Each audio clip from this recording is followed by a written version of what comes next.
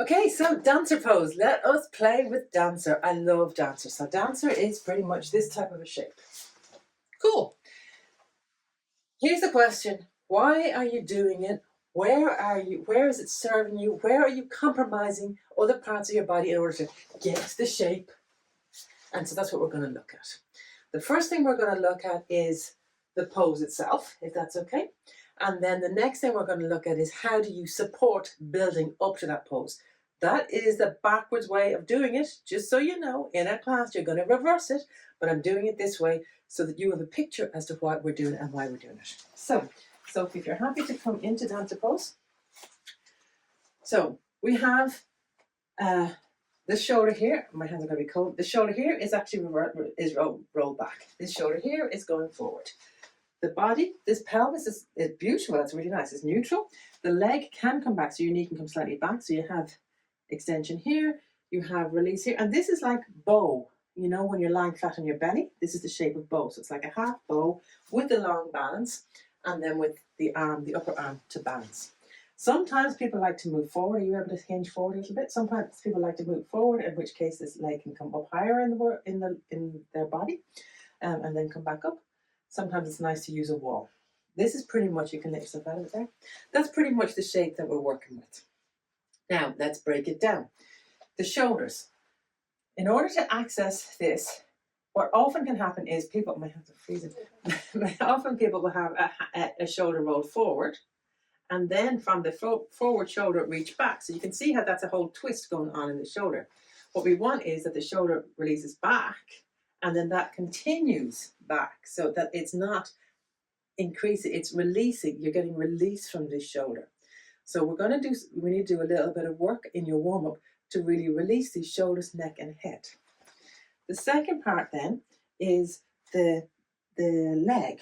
So again, if you just take this whole leg back towards me, and you can put the toe on the ground just to support yourself. Now you can see once we're in this walking mode, what happens is the further we go back, the more the pelvis tilts.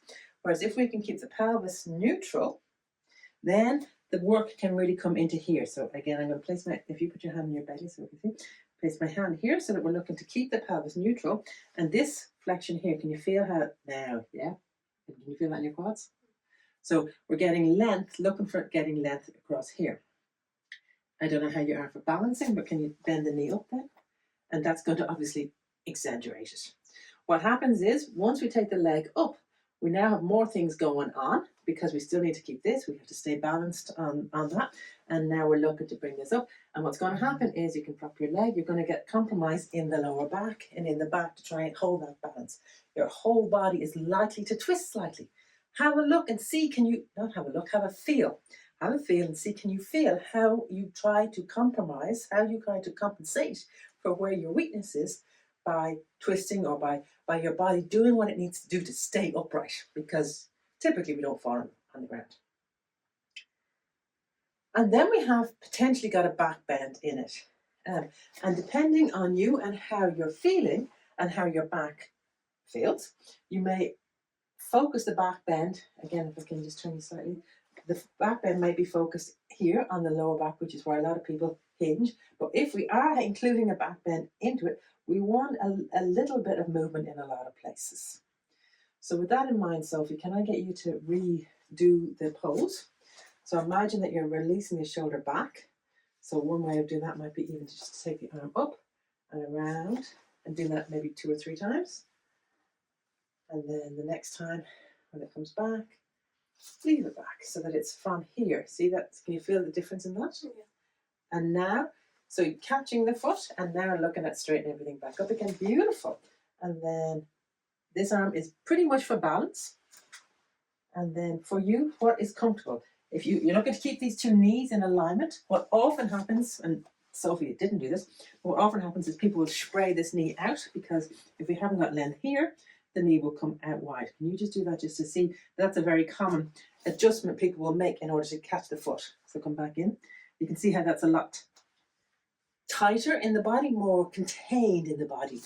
And then if you want to take the foot back and allow the back arch to happen, and yeah, exactly as you're doing, yeah, and you can go forward as well, whichever. And again, now this is where you're going to play.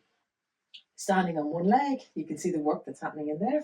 You can see the smile that's on her face. And with what's useful with this other arm, is it useful? Come back there and out it for a second. In this arm, I want to invite you, what you did that time was out straight, which seems to me to be kind of knocking you off balance slightly.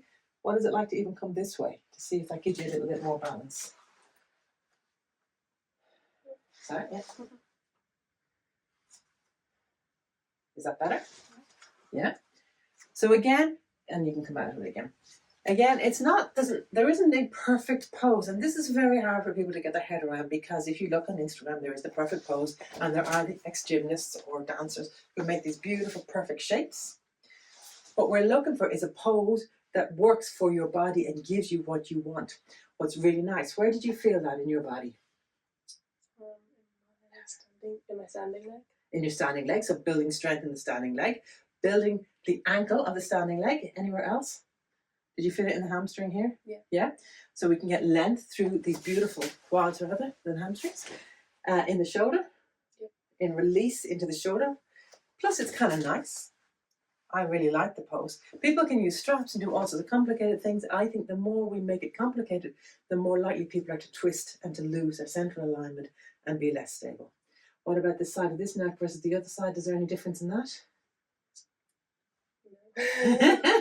So often we can have a little bit of length coming through this side because it's coming the whole way down this side of the body. We're looking at length, extending the length the whole way through this side of the body. So let us just break this down a little bit. What can be nice is coming down onto your hands and knees, onto all fours. We're looking to really build strength and what is my word? Build strength and length in this front of the body. So in actual fact, I mean kneeling standing. I know I said all fours, but I apologize, I meant kneeling standing.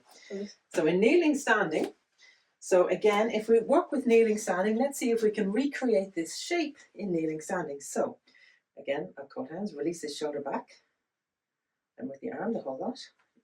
So you're going to come up and around and back. And then see, can you imagine you were reaching down to that toe. So there you go. We're now into half crow. I've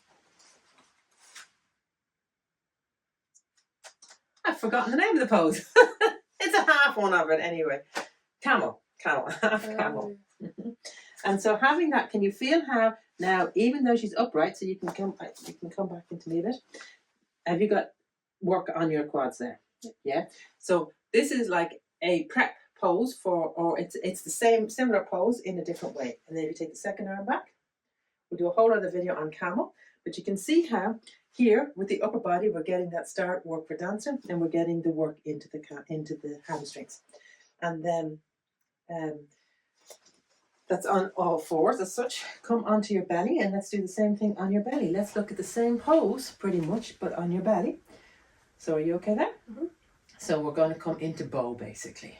So bow is when you bend up this leg. And then bring this arm back.